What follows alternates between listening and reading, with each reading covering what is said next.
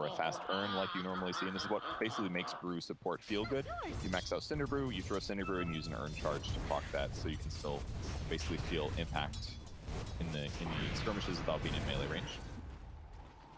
Now, everyone's eyes are on mind control, right? This seems to be the big consensus, is that he absolutely has to win this lane, not die too many times. And again, they don't have the greatest solutions for dealing with the Eidolons, but what do we need to watch for specifically? Basically, it's how many Eidolons do they kill in response is the big thing. So I think that'll be... because he's going to be denying creep or experience and gold from his opponent, so if he can't... if he loses Eidolons, then it's going to offset that, and then Lifestealer will have it about normal. But he still has good matchups, so it's like, I don't think he's going to die here, probably. He could always, like, TP out if things get bad, for example. So you can see that bad. But maybe that lane will be boring. Top lane's the fun one. Now they're already trading some hits back and forth, Kuro with the battery assault, of course, and just trying to find that perfect fissure. But again, it's Clockwerk very, very tanky early on, but Death Prophet also very survivable with that Spirit Siphon. And she's fast. 335 movement speed, huge. Her right-click damage is solid. She doesn't have to worry as much about Monkey King running her down because of this, and if she gets boots, it'll be still the same situation. Kuro with the wraparound play, though. Follow the Boundless. Tobi taking a lot of damage, but Aramis responds with his own fissure and kind will turn back around, put a little bit more damage over here onto KuroKy. Tobi does have to be careful that he doesn't go too low, but does have a salve, of course, in his inventory. So get back up again, or he can just eat a couple trees. That was a great trade for Kuro. Have to use bottom lane. But absolutely worth. EH, I guess, was playing up a little far here. Decent chunk of damage. He didn't even use dive. He's fine. 2 spells out of the Brewmaster, the Cinder and Thunderclap. So last hits at this point are about equal. Enigma's doing better. So got the 9 and 5 now. Lots of denies so far. Pretty happy. The other lane I'm really scared about is Weehaw. His puck is insanely scary, and that is something you got to be really careful of. He's in 16 and 3 versus Joker's 10 and 1, so doing really good here too. But it did seem like he was having a really nice time in game number 1 on his Bat Rider, though, and then he kind of fell off a little bit. Are we also concerned about that?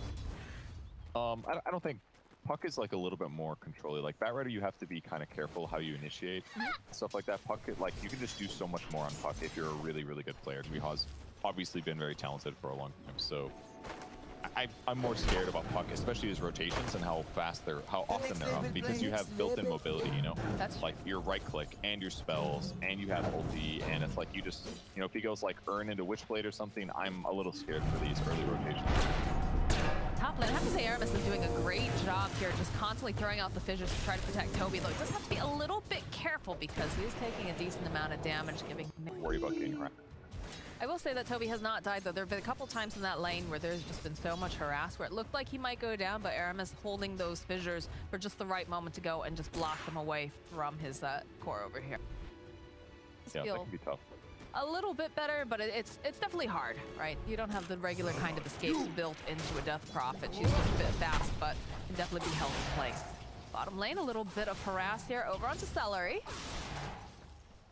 Does have himself that salve, though, is absolutely fine, as Shad does get forced away a little bit as well.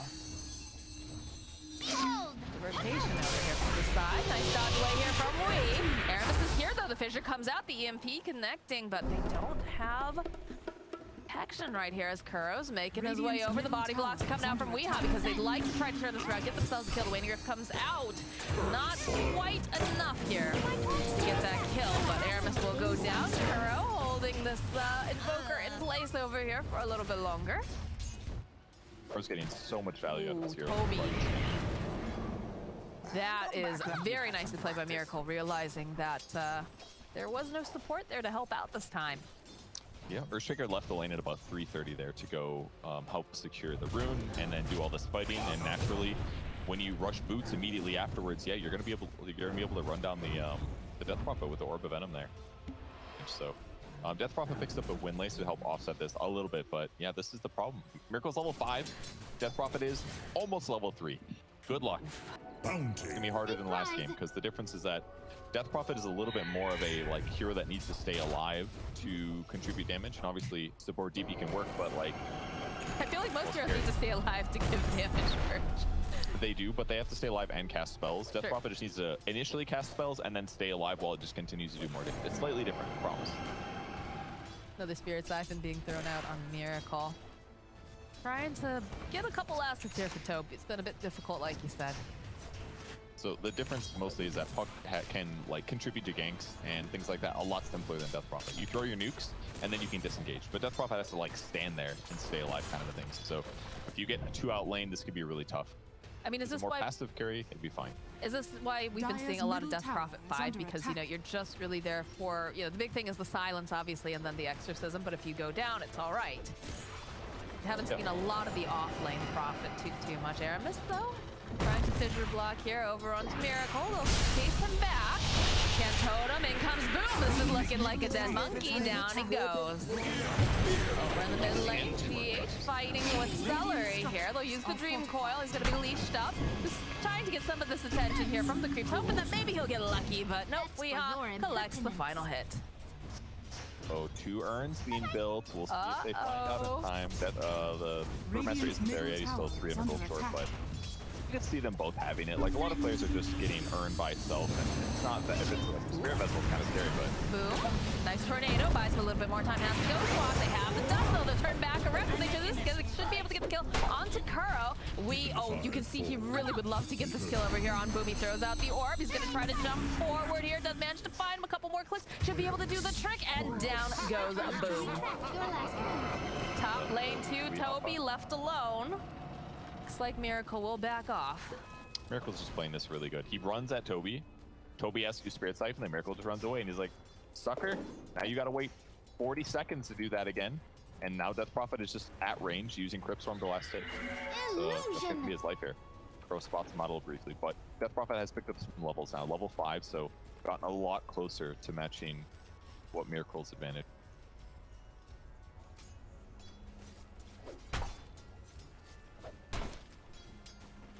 These supports taking some levels there in that middle lane for the time being. You taking a look at the last hits in the off lane yet for Enigma? 49 and 16 versus the 29 and 10 of Lifestealer. That's bad. That's not good, guys. Top lane, Weehaw. They're looking for Tobi, but they're not going to be able to find him, or are they? Oh, last second, he manages to teleport out. Oh, I thought he got him. I thought he See you got him. later, for sure. suckers. Good escape. Downside, it was base, so he's gonna have to run all the way back, but the wave's not quite pushed in. Let's do it. Engage, first, stunned up, no mana, does have just enough to be able to run away over to Seleri, who throws down the Cinder Brew and gets the kill. The follow-up coming up though from Wee. Look at the silence up over here at the booth. They've already used the dust as well, so they'll grab him up here in the cog. Trying to find the safe. Nicely done here from the Lifestealer. Gives him just enough HP. Ghostbot comes out, doesn't matter. He still is going to go down. The Crow also to fall. So we're on the side. Miracle Man fighting as much as he can. Down goes Seleri.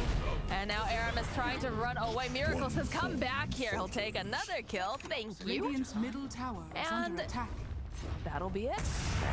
And I had like a 4-second window there where I was like, Lifestealer is the best carry I've ever seen.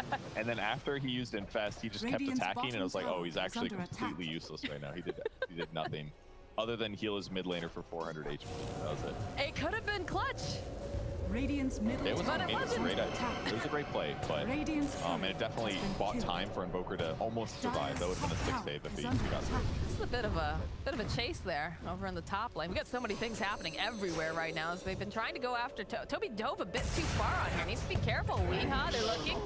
They Radiant's find bottom it. tower is under attack. The rocket why that did he- changed it. Why did he chase so far, Perch? He was Radiant's doing bottom plenty of tower damage to the has tower. He just started just tunnel visioning on Top Kuro. tower is under attack. I don't think it was terrible that he dove like that. Like, yeah, maybe he could have stayed on the tower and helped guarantee it, but you gotta get kills to accelerate. I don't blame him. I would have gone for that too. I would go for a lot of really bad plays too. Not saying that one was bad, but it was fine. It's forced a rotation from Puck. Still got okay net worth. They need to make stuff happen, basically. There's a 5k net worth at 10 min. This means you're gonna lose the game if you don't fix it. Ooh, Seleri still sitting at level 5, doesn't have a split, and Miracle will happily take that kill. Although there's a rotation coming out here. Boom. Get the denial off on the ward. GH giggling to himself, probably. It's bad. That was a lot of experience. Ben. Could have been. Alas, Yep. was not. So, let's see if they can stabilize, I guess. Enigma easily won his lane. Picked up Necro 1, queuing up Blink Dagger Dyer's immediately top tower afterwards is so that under he can attack. actually touch the map with some nice black holes. His levels are just okay, sitting at level 8. On the other side of the map, Dyer's Viking will top shift tower and take has top. fallen. Lifestealer going middle basically the same tower build as is under last game. attack. Orbic Corrosion, Phase Boots, Radiant's lots of feast structures are levels going into fortified. Armlet. But for now, Nigma's pressuring the mid lane. Radiant's Hey, middle tower using has the fallen. bottom lane as they jump on the Invoker. He's leashed up. He's not going to survive this. I remember that. A little surprised Not that they went for looking Sometime both of the long ultimates there. Radiant's bottom tower That's worth is it. I under mean, that's the attack. mid hero, right? And That is. the crazy Radiant thing is that they didn't even structures commit are full heroes. That was what I didn't see how they got to the bottom lane, but the fact that they were killing mid, showing Enigma and the Monkey King, and then they also got a kill on a core bottom, was just like they're min-maxing, right? Like they were basically calling Vikings bluff, saying Radiant's like, bottom tower oh yeah, is we're under gonna have all attack. of our heroes mid in case the fight happens, but they're like, no, we don't need that. We're gonna go gank bomb them in time. So it's just a super sick move that kills the tier 2 tower at 11 minutes. This is insane. They're trying. Radiant's Coming to bottom Viking. tower The has Brewmaster fallen. just takes up 6 and will finally lead in this game. Like, they have to do so much to win. He's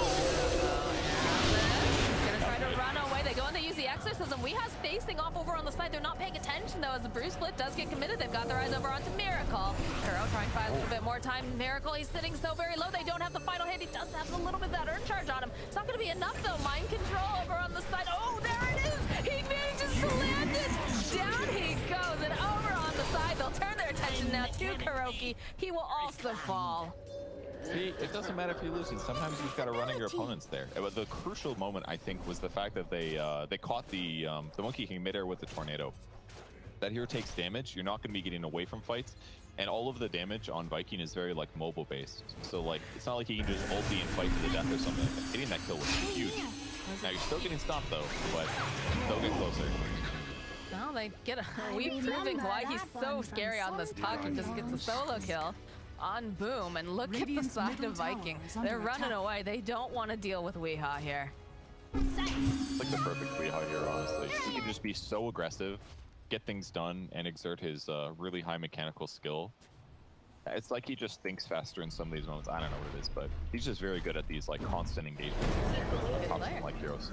Tobi, I'm not even sure what happened down there, but down he goes. Wee is just poking away, prodding. Aramis is caught up over here in the box. Seleri is off the space, so he can't do anything here. They'll turn their attention back around to Kuro. We are also here, though, with that waning rift. The silence comes out. Oh, no, this Invoker is already died. Nice save, though, from Shad. They turn back around with this egg. They need to be so careful. He's got the alacrity. They can just take down GH, but Boom also to fall now. Kuro chasing over into the tree lines. He's going to get taken out as it's got to be slippery here, and he should be able to just duck away no problem. Although Seleri hot on his heel, trying to get there a little bit faster. Does manage to place off that earn charge as Tobi joining into the fight now. Does have the Spirit Siphon, doesn't have the silence though. So Wee's absolutely fine. Oh, he's got 10 kills at 13 minutes into the game. Yeah. Man, this is a really weird game. The amount of map pressure they put on is just insane. And they just have utter control of the enemy jungle. Like, this is a safe place to farm for Earthshaker. It's right in front of his tier 3. Nothing else is going to feel great for them. Tobi Lifestealer. and right here with the pop. Does have the Spirit Siphon, but there's a lot of damage. Plus that, down goes the Death Prophet. Get up if you Spirit Vessel can. ticks also coming in handy against that. You might wish to retract your He's last like, move. he's got to be like one of the most terrifying pucks I've ever seen. The amount of stuff that he gets done. How are you in a place for all these kills? He's been in 12 of his team's 16 kills. That's actually insane how much he's gotten done this game. He's definitely the pressure right now. He's scaring all of the side of Viking. Anytime they show up, they immediately run away. They don't want to have to deal with it. And we have yet to see a black hole, too. They have a lot of these tools that are just terrifying coming out from the side of Nigma. So the cool thing about the Necro build on Enigma, you don't really need black hole all the time because you're like multi-purpose, right? You win the lane because you're denying creeps and you have overwhelming damage. And then you get Necro so that you can continue to farm fast, get mana regen, raw HP, and pressure even harder. So you become this like pushing hero that also has really strong team fight. It's not just about black hole anymore. So even though he hasn't black holed yet, it's fine. He's got blink, he can use Malefice. Malefice is really effective as well at getting kills. Double damage. And then good luck winning late game because you also have black hole and impulse. Oh, Shad's courier, that was his armlet. That's disastrous for this Lifestealer. Bottom lane, they looks like they should be able to go finally get themselves a pick off on Miracle, but feels kind of like a consolation prize right now. Seleri even throwing out the chips. Damn, dude. That's worth it for a courier kill. If they can just slow down. Well, I mean, Miracle's not going to slow down much. He's already got Axe, but pressure is certain. Vision not the best for Nick, but they just have such net worth advantage. I don't know if it's. Oh, look at the net worth. Lifestealer's like crawling towards where Enigma is. Yeah. It's not equal at all. He's definitely behind here, and especially with that armlet going down, it's going to make things much more difficult. Hags completed for the Monkey King. They're going to teleport up to this top tower. They're trying to make some sort of play. Meteor Hammer is completed as well for the Phoenix. But they're looking at the pit here. Miracle gonna cheese the Roche here and spawn all of the little clones, and they're gonna attack Roche, and you can kind of kite him back and forth a little bit to stay alive. All right, the Blink Dagger did just get picked up from the Earthshaker, although they need to be careful. They can't afford to lose Shad. Invisibility. Trying to hide. No? I don't think they get in here. Yeah, they're not gonna take it. All right, it's just gonna be Miracle. Easy peasy. You do this. The nice thing about being not as bad as no tail killing Thompson, I will say, but hey, there's still time. there still is. Oh boy, I don't want to see the threads after that. Water map control. It's going to make Monkey King is certainly like one of the more vulnerable of the high net worth heroes, so giving him an Aegis just puts him in a really safe position here as he continues to farm. This is not a game that I want to play brew support in.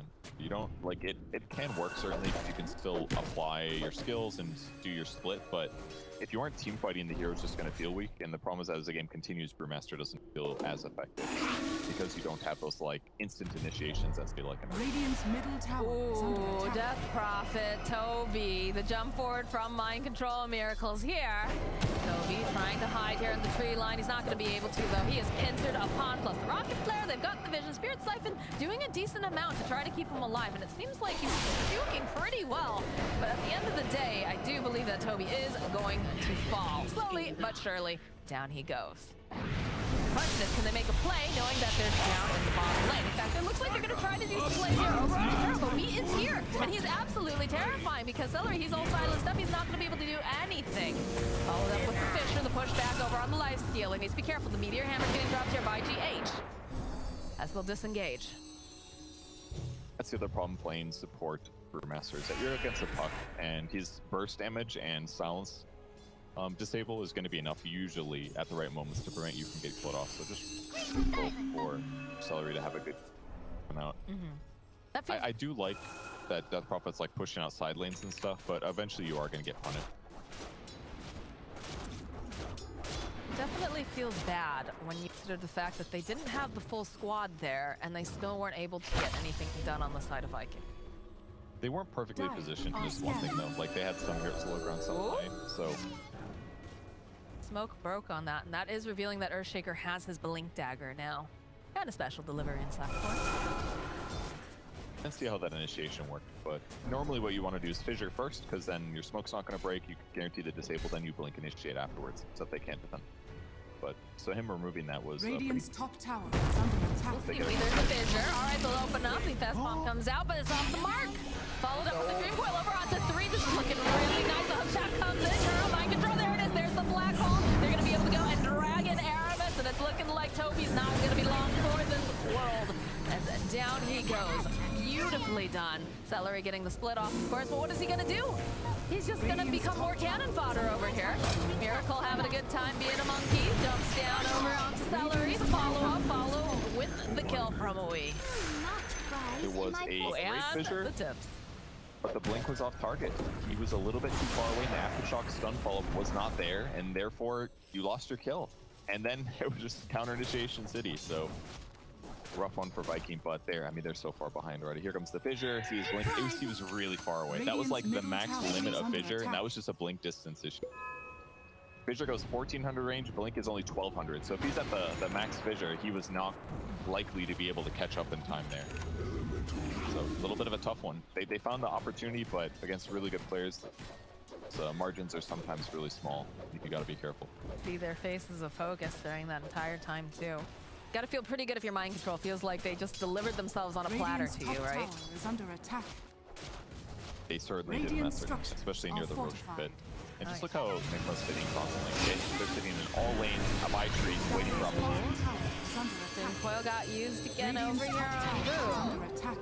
Invisibility. Here's the dust. Hook shot doesn't quite connect. Shad, oh, there's an Echo Flame on the back line. Can they clean them up faster? That was the question. Yes, Gene will go down Kuro next to fall, but there's a lot of damage over here on the ground as Boom also falls. Aramis will be next. And now Shad forced to run away. Weeha over on the low ground. He's ready to go right back in at any moment. He has finished up that Witchblade as well. Radiant's top Tower tower goes down has top. fallen. Only Dire's supports, structures are fortified. Echo Slam was great. The Sound Dire's Fall was bottom excellent. tower They is under clean up attack. all the heroes that they wanted to, but they actually still lost Invoker. I did not catch that one. It's like Weeha cleaned him up after he re-engaged. Feels like a multi-pronged attack a lot of the times coming out with this draft, particularly from Dire's Nigma here. bottom tower has It's just fallen.